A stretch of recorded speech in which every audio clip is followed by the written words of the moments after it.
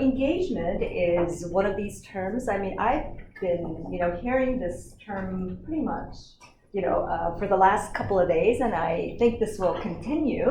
And it's a very, you might have, realized by now, it's a pretty loose construct. And so let's see if we can get our arms around it a little bit more, and that's what I'm attempting to do with my talk here today. And because I'm coming from more of a business school environment, I don't know that much about patients, but I think the principles that we're going to be talking about do generalize to different populations, and I think you'll readily see that. All right, so the outline of my talk is, I'll first talk about why we should care about engagement in the context of health behavior change for patients. And then I'll talk about what this engagement is, hopefully, get closer to coming up with a good working definition. And then I'll talk about some strategies for engaging people or patients. And then briefly about the heterogeneity in terms of responses to engagement strategies, as well as the challenges and opportunities. Okay, so why should we care, right? Well, if you're trying to develop an exercise routine, well, you need some level of, what we are calling engagement for, a person to be able to do this, right? Or trying to get patients to attend therapy. Okay, it doesn't happen in a vacuum. Or in the case, as we saw with Peja's examples about, a great app that's been developed. Well, people even download it. You can get them to do that much, but then, they never use it. And we also know that the numbers are abysmal in terms of attrition rates, right? Or churn rates, as we call them. That is, people just abandon them. And so think of how many apps on your smartphone that you never open anymore, right? And so basically, we need to care about this because presumably the more engagement there is, the longer you're able to get people to stay on the platform to do the things that they ought to do, to engage in more healthy behaviors, at least in this context, as opposed to getting you to buy things that you might not necessarily need. Okay. There's wide agreement that engagement is important. I don't think I need to actually convince anyone in this audience, but if you sort of look at the literature, there's just, it's sort of all over the place, people underscoring or emphasizing the importance of this. So this is just a small subset of those, that it's a critical foundation for therapy, that it's a precondition for effectiveness, and that it's therefore evaluating engagement is a priority.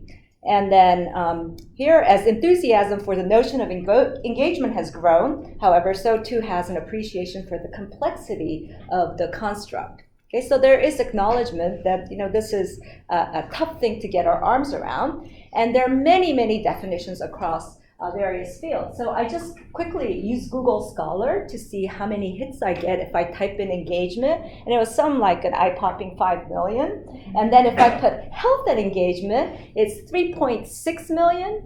And then I did consumer and engagement, and it was only 1.8 million. So something about health behavior and engagement that seems to really be sort of an area that is important.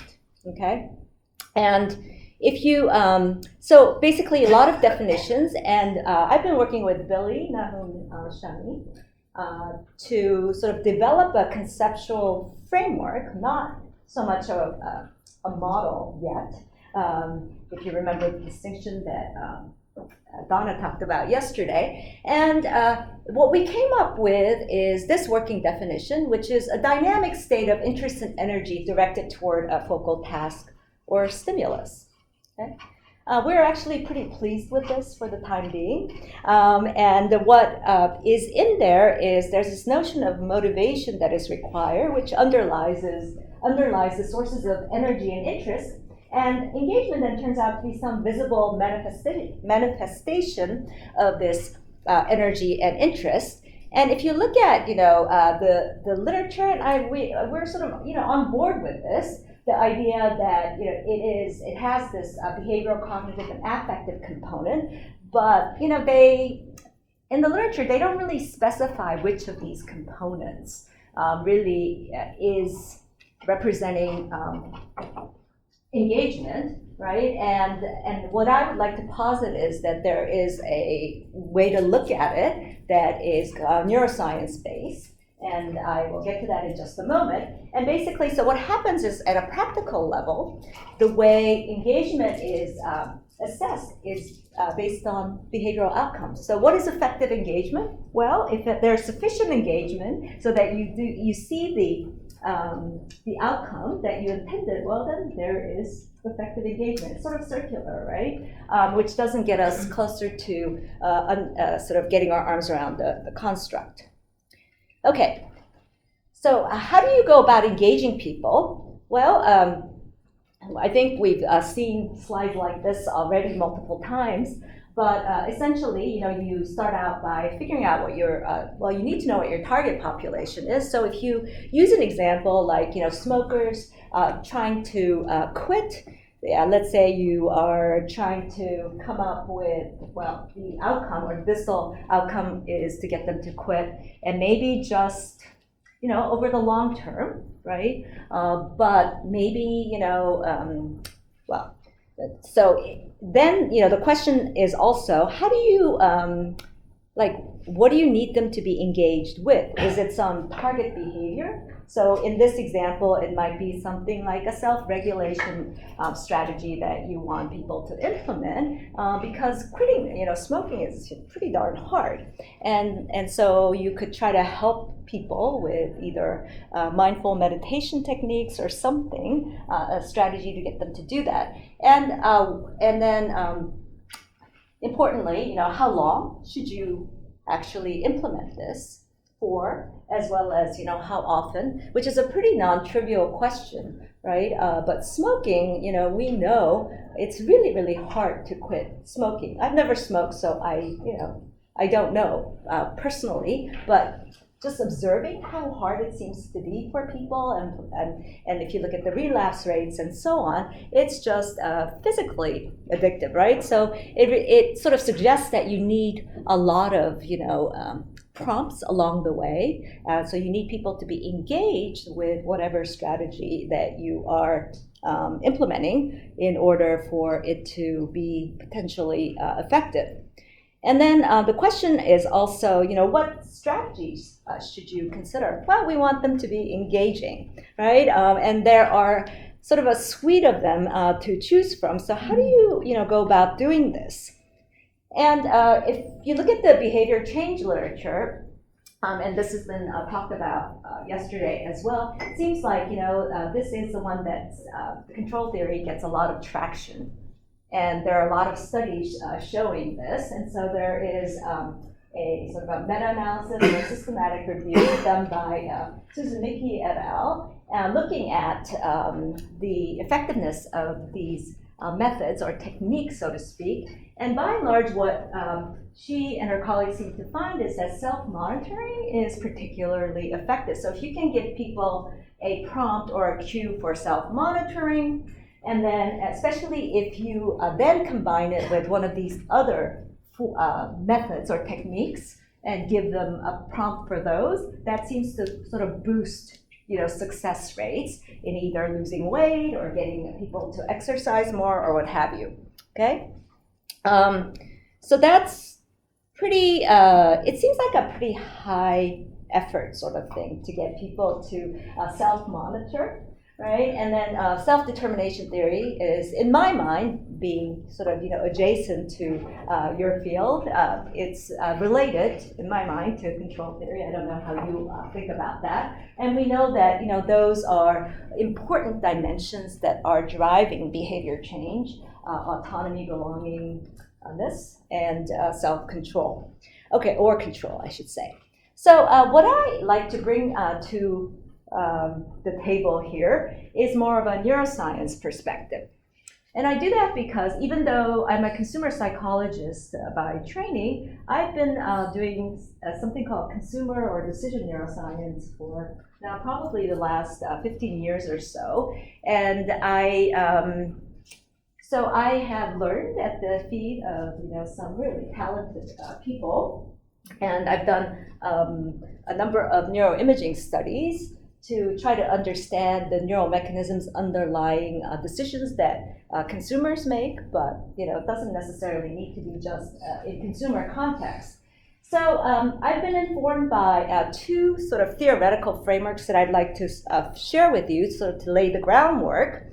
And so the neuroscience work that I've done has been informed by this notion of anticipatory affect. There's a robust observation that there is this anticipatory affect in response to something in our stimuli environment. In response to the stimulus, we have this kind of response, okay? And this is based on, largely based on the circumplex model. And so you can characterize this response in terms of valence, whether it's positive or negative, and arousal, high or low. So a positive arousal would be, something like excitement, right? And excitement causes you to kind of go like this, to do the approach thing. Whereas if something is aversive, right, then you back away. So it's sort of all involuntary. It's, evolutionary, right? It's very fast affective circuitry that has been conserved, since the ancient, times before our neocortex cortices became fully developed. So this feeds into the second of the frameworks that I hang a lot of my thinking on, is called affect integration motivation framework. And this is developed by Brian Knudsen and colleagues with whom I collaborate the most on neuroscience work. And essentially, he's an affective neuroscientist, by the way. And he and his students have developed this framework that, in response to stimulus, basically to the extent that it is attractive. These words are sort of, get in the way, unfortunately, in this domain. But in response to that, what you see is dopaminergic neurons that basically project onto the ventral striatum. And so to the extent that, you get this dopamine rush, you are going to have a positive arousal type of response, which then quickly gets integrated with idiosyncratic information about you, but also sort of situational variables or contextual variables. And with that integration, that either leads to this motivated approach or avoidance. And so it is hierarchical and sequential in terms of the processes. And it's also fairly flexible. And what's nice about it is that they're also functional neural markers for each of these stages. And so in response to something that is, like baby's face or something like that, women at least will do this approach thing. And what you see is differential activation in the nucleus accumbens, which is the ventral striatum. So that's being driven by the dopamine that is being, higher dopamine activity in this region. And then if it is aversive, what you get is adrenaline type of neurons that are being projected onto the anterior insula. And then quickly that gets integrated with your circumstances and so on. So in a consumer domain, let's say, if you see, at least in Ann Arbor, Teslas are still relatively rare. I don't know about LA. I saw lots of, billboards for Teslas, which leads me to believe that people, actually buy them here. In Ann Arbor, not so much yet. And so, when you see one driving by, you might actually go like this, right? But then you quickly realize, oh gosh, do I actually have, the money? No, and so that's what I mean about idiosyncratic information. And you may still, value it, but that doesn't necessarily lead to a motivated behavior. But this integration we can see in the medial prefrontal cortex. Okay, and we can actually collect time courses on these, so we know that the nucleus accumbens comes online first, and then there is we see evidence of this integration, and sometimes within the neuroeconomics literature, this is called valuation. It's a value signal, depending on how rewarding you find the stimulus. And this leads to essentially an approach, avoid or approach. And in this model, the behavior that we often study is choice. Okay, so, but it doesn't necessarily have to be a choice. And this is, you can see that, there is, what happens over at this stage is actually all the systems are prepared, and there are preparatory motor circuitry that actually is potentiated as a function of the nucleus accumbens activity, and followed by the medial prefrontal cortex activity. Okay, so this is our working conceptual framework. And I say framework, it's not a model, not yet, okay? And which is, by the way, thank you for that distinction. That was really, really helpful. And it looks a little bit busy at the moment, but if you would follow along, it oftentimes strategies and the actual outcome measures are, there seems to be some confusion about which is which. So basically the strategies in this model is precedes what happens in the brain. Okay, so this is something that happens, it's taking into account the brain situated within some context, and people have differential sensitivity to, inputs, right? So there's individual variability, but essentially what can happen is that there are approach brain systems that come online, or there might be pain, conflict, avoidance brain systems that come online, okay? And it's sort of simplistic, but generally, I mean, this is what happens in the brain. If there is a lot of dopamine, activity that's being projected onto the ventral striatum, that is going to lead to this kind of, approach, engagement, and you might get whatever behavioral outcome or the proximate outcome of interest. And of course, your brain is going to be, your responses are going to be moderated by all sorts of, factors. And this, you can think of, there is integration that is, or evaluation that is happening quickly, it's almost simultaneously with this kind of affective response. Okay, so you've got both the affective and sort of the cognitive response that is occurring, that is, so the engagement is it sort of overlaps with this, right? And you might also get something called disaffection, which is a term that I didn't really know before, but apparently it's sort of a lack of, it's not quite disengagement, but it's a lack of engagement that you can also get. And these behavioral outcomes in turn will then, there's a feedback loop, right? And so if something is really motivating and rewarding the next time around, it might actually be all the more rewarding unless people habituate or something like that. And then eventually the behavioral or the proximal outcome should lead to some distal outcome of interest. I know this is fairly abstract at this point, but I think it is pretty close. There is fidelity to what happens at the neurobiological level.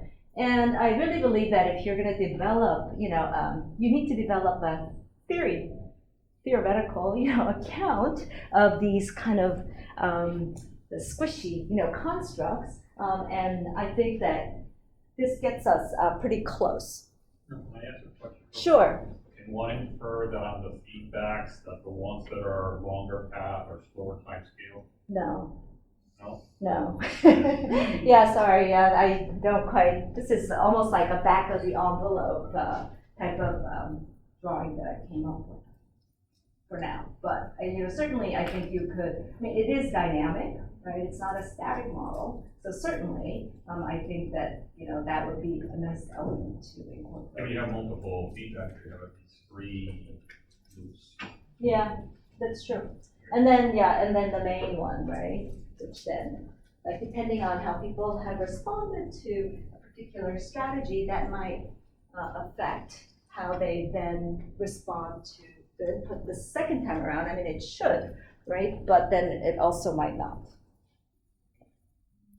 So what strategies should you consider? Well, if you take this psychological and neuroscience perspective, rewards they're pretty much, that's going to do a lot of the heavy lifting, right? And so just to make things a little bit, more concrete for us humans in terms of clip art, these are all of the things that most people find rewarding. Well, maybe not sushi, but, put your favorite food there, and that's rewarding, right? So people want more of that, or, drinks. Right, you need food and and beverages to survive. So you should find that rewarding if you want to continue to exist and survive. And then you might learn to like chocolate or even love chocolate, and or ice cream, and that can become addictive, right? Or there's addiction by design in the case of drugs. And of course, evolutionarily, this is critical, right? If we are going to reproduce and continue to exist. And then people also find risk to be rewarding, okay? And friends, that's a prescription for happiness, which then also, it kind of sets you up in a better state to then, find the right kinds of things motivating so that you're more competitive. Right, so you should like the things that are the most rewarding to you, and you should be willing to work harder for it, and so on. You learn to appreciate, aesthetics. We were in Italy a few weeks ago, so this is the most Instagrammed scene in Italy, which is Portofino on the Amalfi Coast. Mm-hmm. And so it's almost like, you look at it and it's like, and there's also a sense of discovery, which is rewarding for humans. And if you have the right hormones, you might, find that rewarding. And of course, this is the common currency. And all of these things, actually, you can map onto a particular value distribution, a signal, and that neuroeconomists and Brazilian neuroscientists have been working on over the last 15 years or so, and they've just made tons of progress, and we know what area activates when people are valuing something and there is higher subjective valuation versus not, okay? All right, so,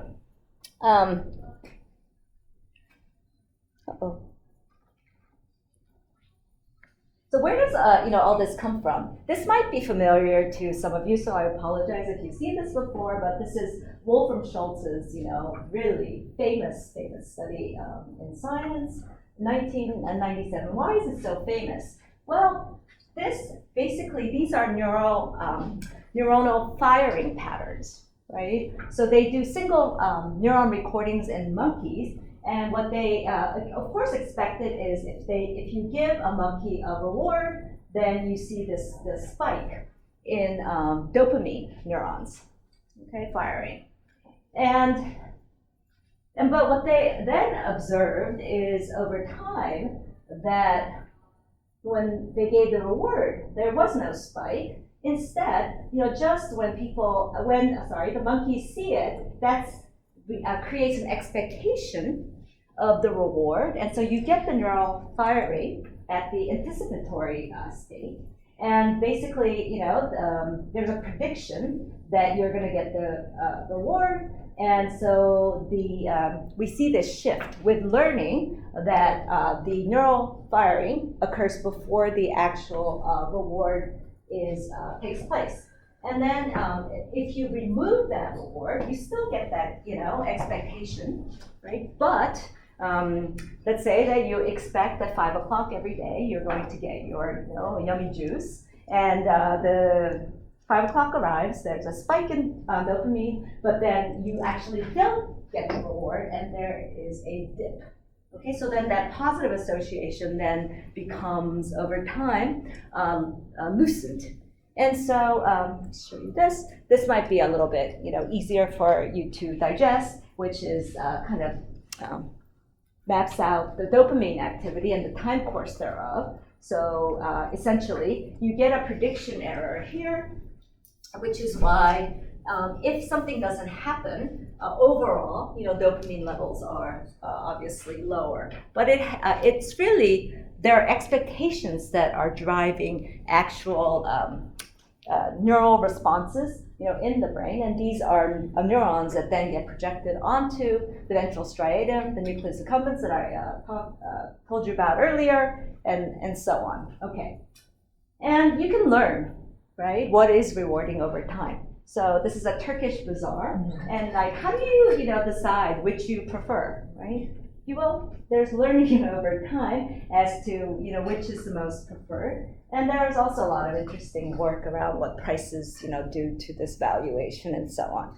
Okay, all right, so lots of, action in terms of using reinforcement principles, which has already been, talked about by Peja and Benjamin earlier today. And so you might see like, these kind of, toy sort of examples that all work on this kind of principle. Reciprocity also works on that principle. It's basically a no strings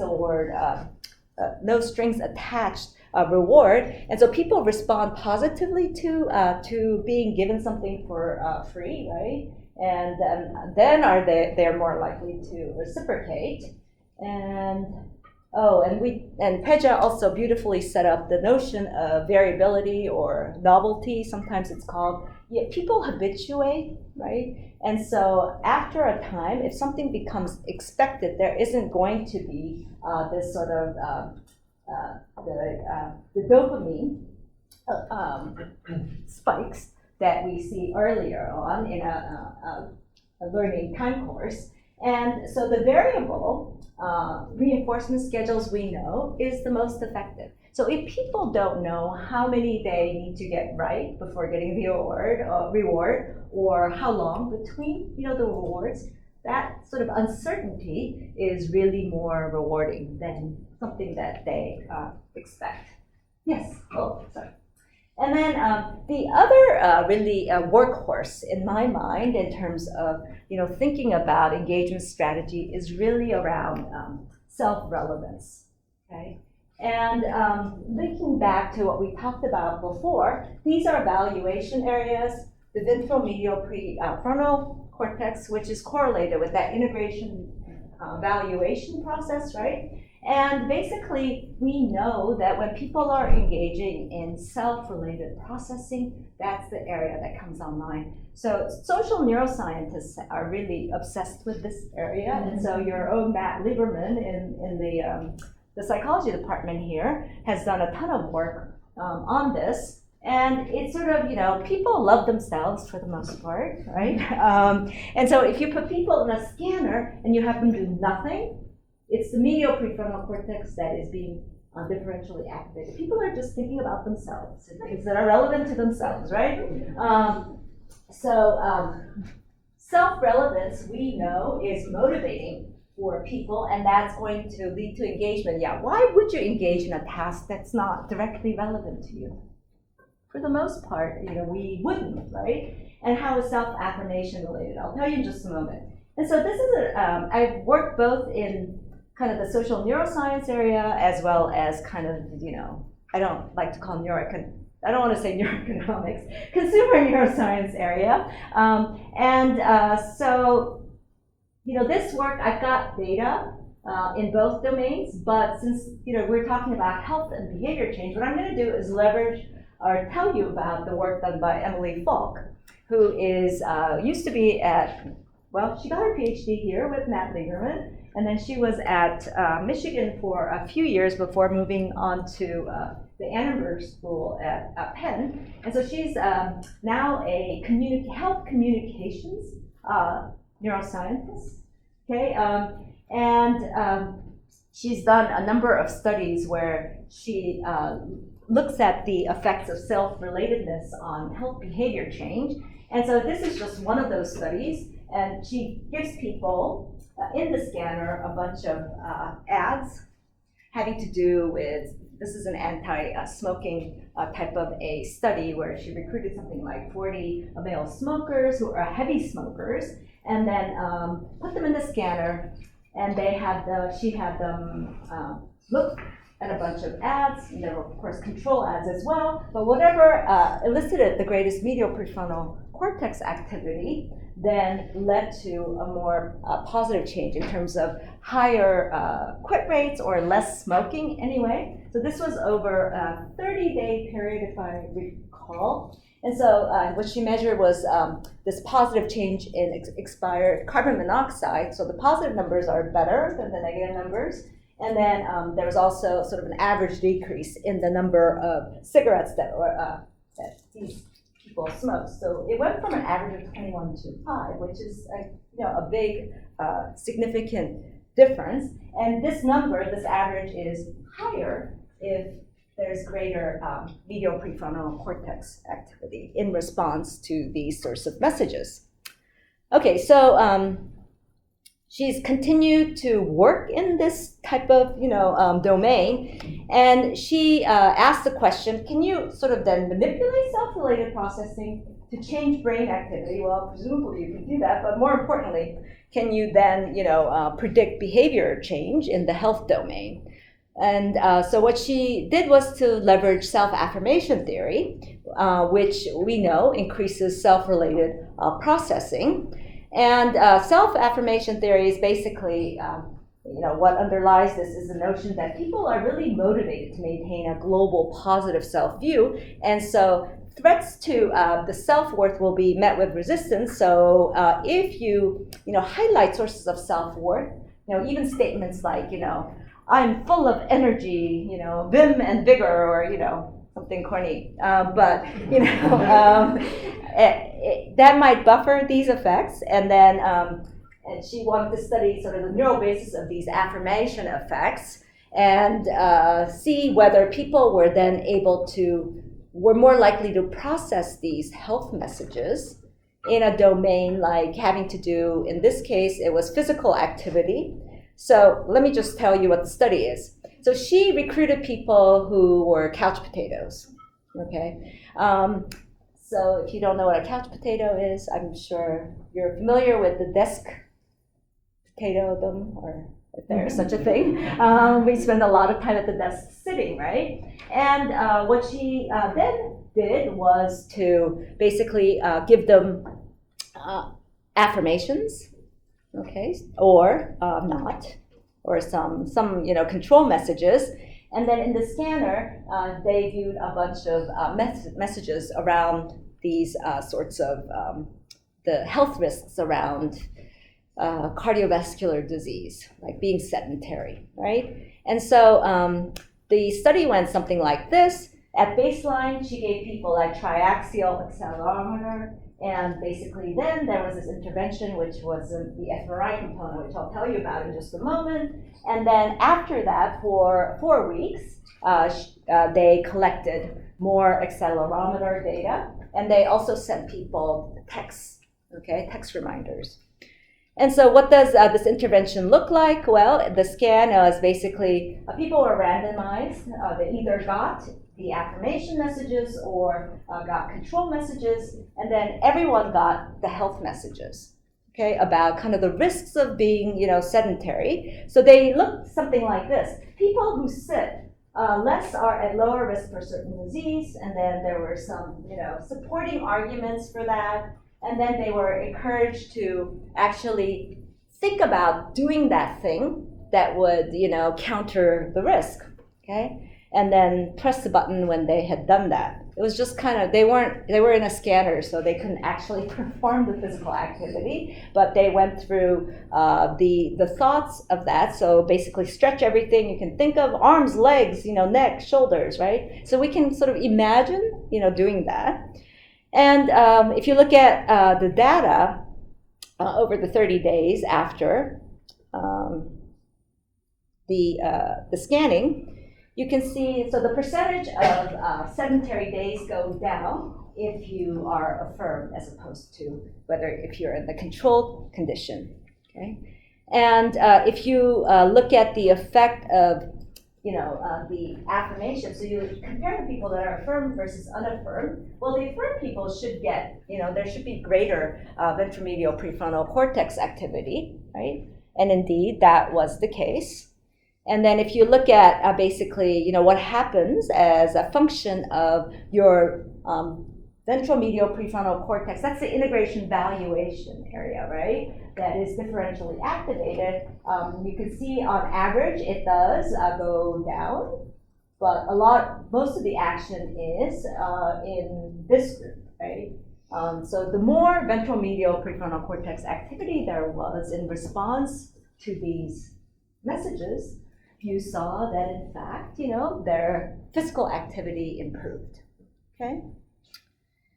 So can we increase PFC activity? So you can also think of that as self-related, processing. Yes, right, or at least these data suggest that. And then does this predict behavior change in a health domain? And the answer is again, yes. So you might, this is actually pretty powerful as a motivator and getting people to engage in a particular strategy that will get them closer to the proximal, outcome and the distal outcome. And consensus and giving are related to this notion. I think they're all sort of more derivative. So basically, giving, it taps into this notion of altruism, right? And consensus, basically, what is normative, people find they find that rewarding. Actually, there are other studies that that show that relationship. Okay, so self-affirmation is pretty powerful. And then there's scarcity. This is one that marketers use a lot. How does this work? Well, the perceived value is higher as a function of your thinking that it's going to disappear, right? And so people then kind of rush, right, to this so that you can limit the time or limit the number. And I don't know how you could use this in a mobile health environment. It seems to me like, if you are going to give some sort of a reward within this environment, you're going to take it away unless they respond by, a certain time. It may or may not be differentially effective. Depends on how well you do it, right? So what strategies should you consider? Well, there's a whole host of them, and I didn't even list all of them here. I think it would be useful to try to think about them or map them onto, maybe this framework, which is part of the ongoing work. I just added this because in human-computer interaction, which I think Ben mentioned earlier today already, it's really, they do use all of these principles from reward and reinforcement learning, positive reinforcement learning in gamification and creating these sorts of, feedback loops. All right. So how do you engage people? Well, a big toolbox. We hope to sort of, organize the thinking, but you really should be thinking about it in terms of what is activating dopamine levels. Okay, and this is what, unfortunately, a lot of the marketers are doing as well. All right, what about heterogeneity in responses? Well, there's individual variability, right? Both at the level of the group.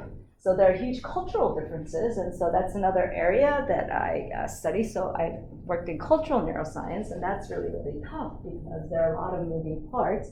But essentially, people, basically social influence is greater. People find social norms to be a lot more rewarding in Eastern cultures versus, Western cultures, for instance. And then there are individual differences that can end up making a big difference, or different patient populations, if you will, right? If you are, I don't know, like if you're a Parkinson, patient, that these types of strategies would be sufficient, right? You probably need some pharmacological intervention to say the least. And then there is a lot of within-person heterogeneity as well. So people are not static. So how you are in the morning in terms of receptivity or what you find rewarding is going to be very different. And Donna's diagram with the chocolate and her friend and all those moving parts, I thought beautifully illustrated that. All right, so and this is just it's a very select list of the types of moderators that you need to be thinking about, which is why I think the tools that Billy talked about this morning can be so powerful, because they can be individually tailored, and you can really leverage the method along with what we know about dopamine and rewards and so on. Okay, one size does not fit all the time, makes it pretty complicated, right? And the challenge is that, there is a surprising lack of research in how engagement is related to the processes by which, in this case, these are clients, but they're actually patients, clients, how they change. And so that leaves open some really, big scientific questions, like, how rapidly, the conditions that require engagement, how rapidly do they change? Does that change in a way that gets you to that ultimate, goal or that distal outcome? And what's the best way to intervene, when these conditions occur? But at the same time, I think having some understanding of how the engagement works and the strategies might work, and when they might be more effective versus not is really, really important. Otherwise, you're wasting a lot of resources that you could be, using for greater good. Okay, so we need more work, and there has been a call for more descriptive work and more understanding, maybe some more work about what disaffection is, what underlies that. And then lots of, as you know, opportunities with these novel experimental methods that we've been learning about today, this week. So I don't have a lab, but I work with, these are my collaborators. So Emily Falk's work is what I